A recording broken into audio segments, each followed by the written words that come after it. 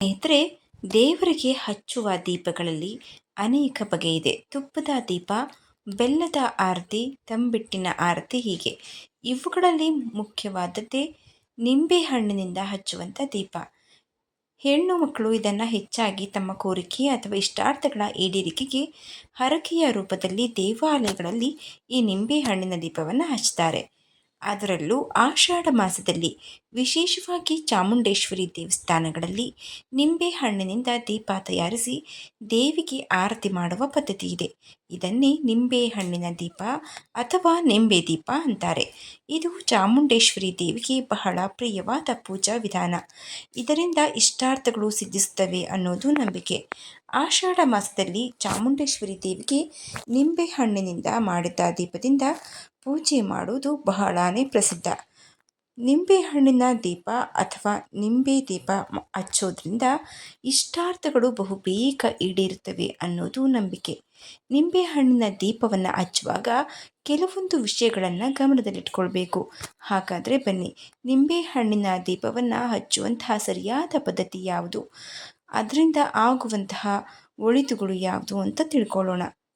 ನಮಸ್ಕಾರ ಸ್ನೇಹಿತರೆ, ಎಲ್ರಿಗೂ ಮಾನು ಮನೋಜ್ ಕನ್ನಡ ಯೂಟ್ಯೂಬ್ ಚಾನಲ್ಗೆ ಸ್ವಾಗತ.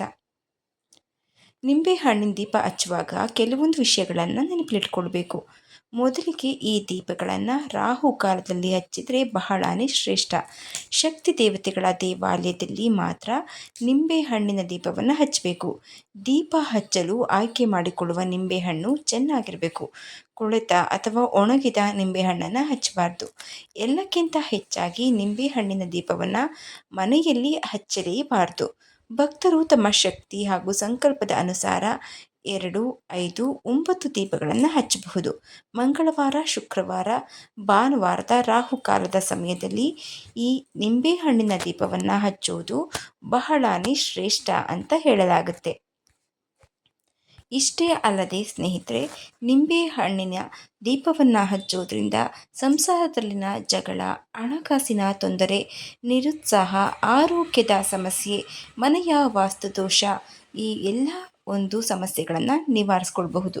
ಅದರಲ್ಲೂ ಕಾಳಸರ್ಪ ದೋಷಕ್ಕೆ ವ್ಯವಹಾರದಲ್ಲಿ ತೊಂದರೆ ಆಗ್ತಾ ಇದ್ದರೆ, ಶತ್ರುಗಳ ಕಾಟ ಹೆಚ್ಚಿದ್ದರೆ, ಮದುವೆ ನಿಧಾನವಾಗ್ತಾ ಇದ್ದರೆ, ಕೆಟ್ಟ ಕನಸುಗಳು ಅನುಭವಿಸ್ತಾ ಇದ್ದರೆ ದೇವಿಗೆ ನಿಂಬೆಹಣ್ಣಿನ ದೀಪವನ್ನು ಹಚ್ಚೋದ್ರಿಂದ, ದೇವಿಯ ಆರಾಧನೆಯನ್ನು ಮಾಡೋದ್ರಿಂದ ಈ ಎಲ್ಲ ಸಮಸ್ಯೆಗಳನ್ನು ನಿವಾರಣೆ ಮಾಡಿಕೊಳ್ಬಹುದು.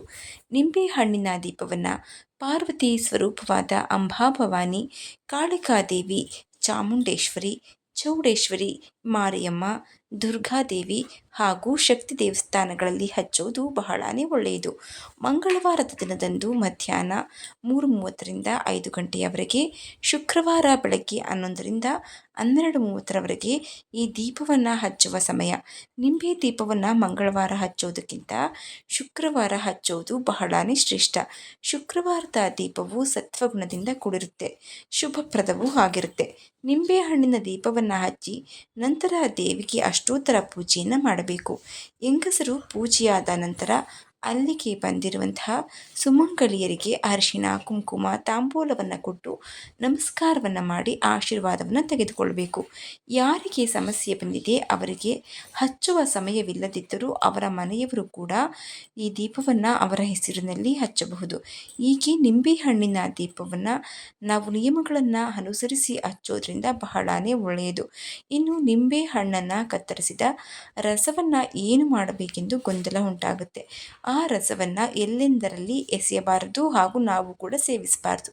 ಈ ರಸವನ್ನು ಹಸಿರು ಗಿಡಗಳಿಗೆ ಹಾಕೋದು ತುಂಬಾ ಒಳ್ಳೆಯದು.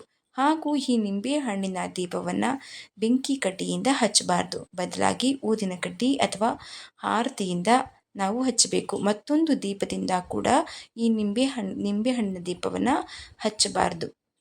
ಇಷ್ಟೇ ಅಲ್ಲದೆ ನಿಂಬೆಹಣ್ಣಿನ ದೀಪವನ್ನು ನಾವು ಸಿದ್ಧತೆ ಮಾಡಿಕೊಂಡ ಮೇಲೆ ಅದಕ್ಕೆ ಅರಿಶಿಣ, ಕುಂಕುಮ, ಗಂಧ ಎಲ್ಲವನ್ನು ಹಚ್ಚಿ ಅದಕ್ಕೆ ತುಪ್ಪದಿಂದ ನಾವು ನಿಂಬೆಹಣ್ಣಿನ ದೀಪವನ್ನು ಹಚ್ಚಿದ್ರೆ ಬಹಳಾನೇ ಒಳ್ಳೆಯದು.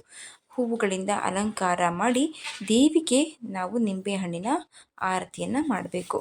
ಈ 5 ಶುಕ್ರವಾರ, 9 ಶುಕ್ರವಾರ ಅಥವಾ 3 ಶುಕ್ರವಾರ ನೀವು ನಿಮ್ಮ ಕೋರಿಕೆಯನ್ನು ಕೋರಿಕೊಂಡು ದೇವಿಗೆ ಈ ಒಂದು ನಿಂಬೆಹಣ್ಣಿನ ದೀಪವನ್ನು ಹಚ್ಚೋದ್ರಿಂದ ಬಹಳಾನೇ ಒಳ್ಳೆಯದಾಗುತ್ತೆ. ಅದರಲ್ಲೂ ಸಮಸ್ಯೆಗಳು ಬೇಗನೆ ನಿವಾರಣೆಯಾಗುತ್ತೆ. ಹೀಗೆ ನಿಯಮಗಳನ್ನು ಅನುಸರಿಸಿ ನೀವು ಕೂಡ ನಿಂಬೆಹಣ್ಣಿನ ದೀಪವನ್ನು ಹಚ್ಚಿ. ಈ ಮಾಹಿತಿ ನಿಮಗೆ ಇಷ್ಟವಾಗಿದ್ದರೆ ದಯವಿಟ್ಟು ಶೇರ್ ಮಾಡಿ, ಲೈಕ್ ಮಾಡಿ. ವಿಡಿಯೋ ಬಗ್ಗೆ ನಿಮ್ಮ ಅನಿಸಿಕೆ ಅಭಿಪ್ರಾಯವನ್ನು ಕಮೆಂಟ್ ಬಾಕ್ಸ್ನಲ್ಲಿ ತಿಳಿಸಿ.